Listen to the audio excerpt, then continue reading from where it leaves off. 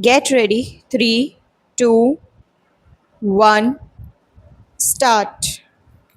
The 1977 recruitment rules govern the process of recruitment to post under state civil services, while Rule 3 provides the method of recruitment. Rule 4 prescribes the procedure of appointment. Rule 5 specifies disqualifications for appointment, and Rule 7 prescribes the procedure for promotion. Rules 3A and 15 provide for appointment of ex-servicemen and retired government servants. Rule 16, with which we are concerned, prescribes relaxation of rules relating to appointments and qualifications. This rule is in recognition of exigencies of public service which may require employment of certain persons who may not possess the prescribed qualifications. It is therefore in the form of an exception, which is the reason it provides that notwithstanding anything contained in the rules or recruitment especially made in respect of any service or post, it is also provided that for invoking this rule, the government must record its reasons in writing. Rule 16A enables the government to make appointments of certain officers, and Rule 16B empowers such appointments by relaxing the qualifications prescribed. We are concerned with Rule 16A, which in turn comprises three categories of officers in whose favor the relaxation could be made para. The first relates to appointment of officers who worked in defense service, all India service, or a civil service of the union or the state. The second relates to appointment of an officer holding a post of an equivalent grade by transfer or by deputation. The third, with which we are concerned, relates to appointment of an officer who, by bodily infirmity, is permanently incapacitated for the post he holds. For appointment of such an officer, the rule prescribes two conditions and they are indicated in the proviso. The first condition is that the said officer should not be appointed to a post lower than the post held by him or her. The second condition is that if the officer consents, he can be appointed to a post lower than the one that was held by him or her. This is the crucial facet of the rule that has fallen for our consideration.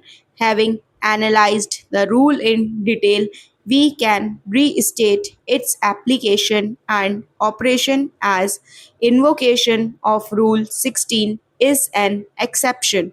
However, if the power is exercised, it will operate notwithstanding anything contained in the 1977 recruitment rules or other rules, and reason for exercise for such a power para an officer who by bodily infirmity is permanently incapacitated can be appointed to the new post in relaxation of the existing rules.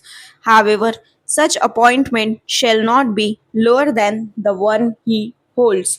The prescription that such an officer cannot be appointed to a post lower than that held by him or her can be waived or deviated from if the officer himself consents for the same.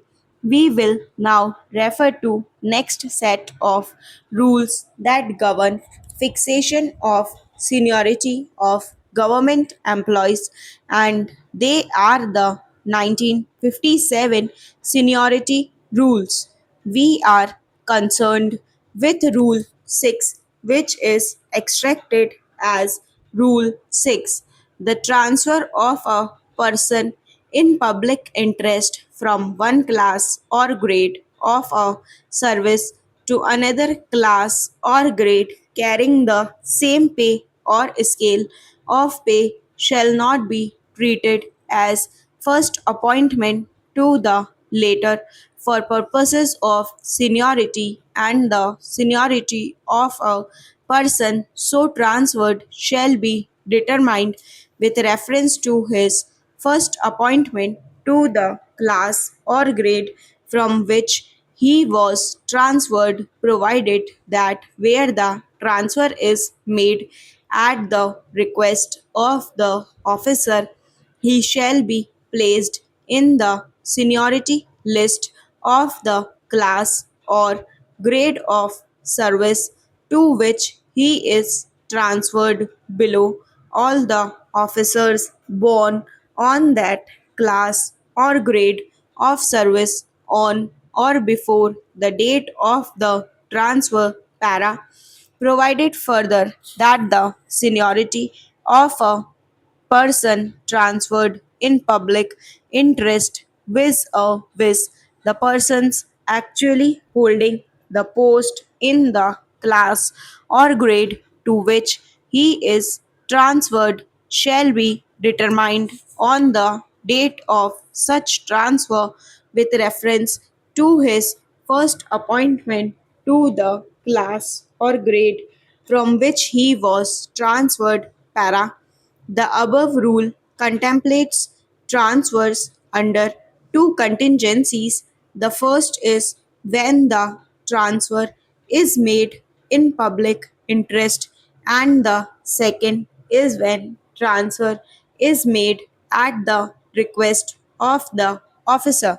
The purpose of transfer considerations that weigh the consequences that follow a transfer made in public interest as against a transfer made at the request of the officer vary substantially. The purpose and object of transfer in public interest is singular and straightforward, that is, to ensure effective and efficient administration. This is for the reason that administration and provisioning goods and services in a welfare state requires the government to deploy officers at different places, and the exigencies of service take within its sweep the need to redeploy or transfer them from one place to another for other reasons, all intended to subserve the purpose of the state. All these decisions are transfers in public interest benefit the people at large. Stop.